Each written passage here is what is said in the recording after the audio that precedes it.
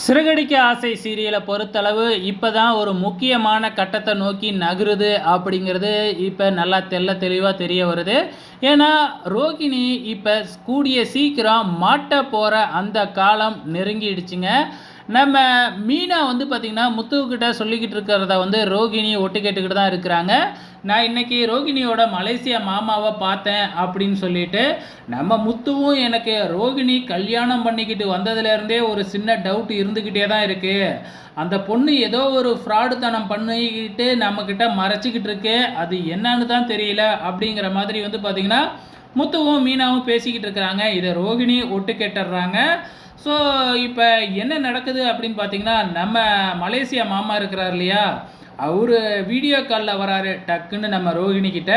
அவர் எங்கேருந்து பேசுகிறாரு அப்படின்னு பார்த்தீங்கன்னா, துபாயிலேருந்து பேசுகிறாரு அப்படிங்கிற மாதிரி கதையை ஆரம்பிக்கிறாங்க. ஸோ எல்லோரும் ஹாலில் இருக்கும்பொழுது வேணும்னே ரோகிணி வந்து பார்த்திங்கன்னா எல்லாத்துக்கும் தெரியணும், நம்ம மாமா வந்து மலேசியாவில் துபாயில் இருக்கிறாரு அப்படிங்கிறது தெரியணும் அப்படிங்கிறதுக்காகவே பேச ஆரம்பிக்கிறாங்க. அப்போ அவரும் நான் துபாயில் தான் இருக்கேன், பாரு பின்னாடி பில்டிங்லாம் இருக்குது, துபாய் பில்டிங்லாம் இருக்குது அப்படி இப்படின்னு வந்து பார்த்திங்கன்னா கதையை அளந்து விட்டுக்கிட்டு இருக்கிறாரு. டக்குன்னு ஃபோனை வாங்கி நம்ம முத்து பேசுகிறாரு.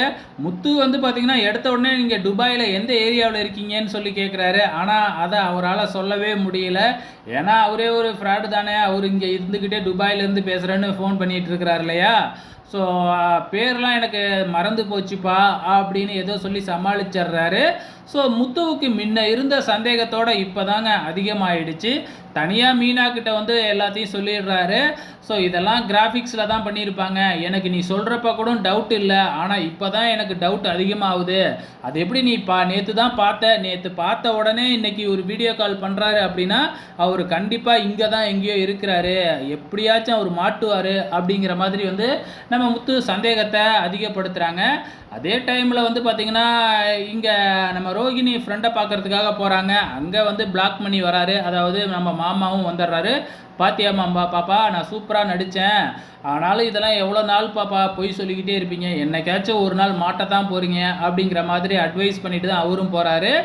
ஸோ இப்போ ரோகிணி என்ன முடிவு எடுத்திருக்காங்க அப்படின்னு பார்த்தீங்கன்னா, மனோஜ் மூலியமாக ஒரு குழந்தையை பெற்றுக்கலாம், அதுதான் நமக்கு பாதுகாப்பாக இருக்கும். நம்ம சிங்கிளாக இருந்தால் நம்ம உண்மை தெரிஞ்சதுன்னா நம்மளை அடித்து துரத்திடுவாங்க. இதுவே நமக்கு ஒரு குழந்தை இருந்தது அப்படின்னா குழந்தைக்காகவாவது என்னை ஏற்றுக்கிட்டு தானே ஆகணும் அப்படிங்கிற மாதிரி பிளான் பண்ணிக்கிட்டு இருக்கிறாங்க. என்ன நடக்க போகுதுங்கிறத வெயிட் பண்ணி பார்க்கலாம்.